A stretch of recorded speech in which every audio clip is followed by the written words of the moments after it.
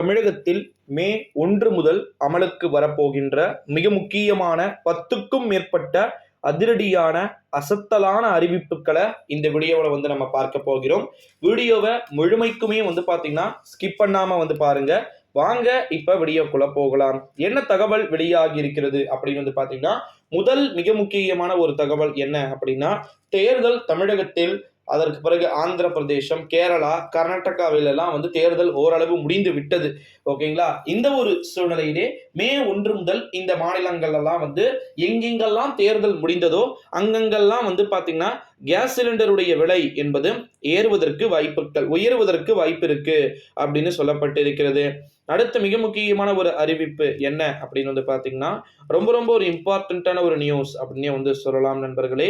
குறிப்பா credit card வைத்திருப்பவர்களுக்கு, ஓகேங்களா, SBI credit card வாடிக்கையாளர்களுக்கு ஏப்ரல் 1 முதல் புதிய விதிகள் வருகிறது.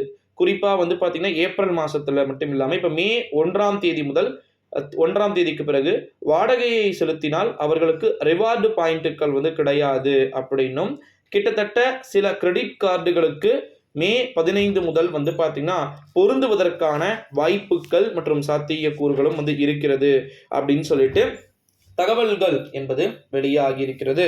அடுத்து மிக முக்கியமான ஒரு தலைப்பு செய்தி என்ன அப்படின்னு பாத்தீங்கன்னா, அதாவது எஃப்ஓ மாற்றம். ஓகேங்களா? வேலை மாறினால் உங்களுடைய பழைய பிஎஃப் ஆட்டோ பயன்முறையில் மாற்றப்படும். இந்த புதிய விதி மே 1ஆம் தேதி முதல் அமலுக்கு வருவதாக தகவல்கள் வெளியாகி இருக்கிறது. அடுத்தது வங்கிகள் மே மாதத்தை பொறுத்த வரைக்கும் மே முதல் நாளே பாத்தீங்கன்னா வங்கிகளுக்கு விடுமுறை தான். ஓகேங்களா? அடுத்ததா பாத்தீங்கன்னா ஃபாஸ்டாக் கணக்கின் கேஒய்சி சரிபார்ப்பை வங்கிகளில் இருந்து கிட்டத்தட்ட பாத்தீங்கன்னா இந்த மாதம் இறுதிக்குள்ள புதுப்பித்து விட வேண்டும் அப்படின்னு சொல்லியிருக்கிறாங்க.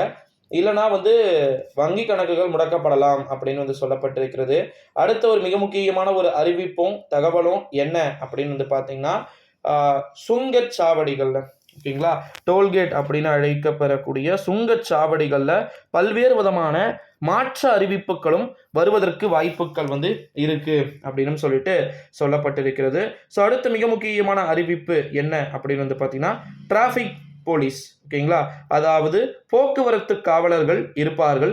ஸோ போக்குவரத்து காவலர்களுக்கு நிச்சயமா ஏகப்பட்ட விதமான சோகமான விஷயங்கள்னா, இப்போ இது சம்மர் சீசன், ஓகேங்களா, ரொம்ப ரொம்ப கொதிக்கக்கூடிய வெப்பத்தில் பார்த்தீங்கன்னா பொதுமக்களுக்காக சேவை ஆற்றி கொண்டிருக்கக்கூடிய ஒரு அமைப்பு.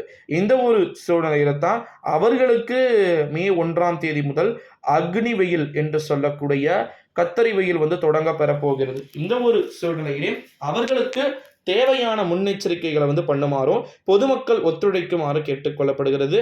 அடுத்து மிக முக்கியமான அறிவிப்பு என்ன அப்படின்னா, மே 15க்கு பிறகு கலைஞர் மகளிர் உரிமை தொகை என்பது கொடுக்கப்படலாம் அப்படின்னு சொல்லிட்டு எதிர்பார்க்கப்படுகிறது. அதாவது மே 15 முதல், ஓகேங்களா. ஸோ அதனால அதை பற்றியுமே நம்ம பார்க்க வேண்டிய ஒரு வாய்ப்பும் சாத்தியக்கூறுகளும் இருக்கிறது அப்படின்னு சொல்லலாம். அடுத்த ஒரு மிக முக்கியமான ஒரு அறிவிப்பு என்ன அப்படின்னு பார்த்தீங்கன்னா, நம்முடைய தமிழகத்தை பொறுத்த வரைக்கும் மே 1 முதல் இது அனைத்துமே அமலுக்கு வரப்போகின்ற அறிவிப்புகள் என்ற ஒரு பட்டியலில் இருக்கிறது அப்படின்னே சொல்லலாம் நண்பர்களே. ஸோ அதனால் வெயிட் பண்ணி பாருங்கள். இந்த வீடியோவை உங்கள் ஃப்ரெண்ட்ஸ் அண்ட் ஃபேமிலி எல்லாருக்குமே A to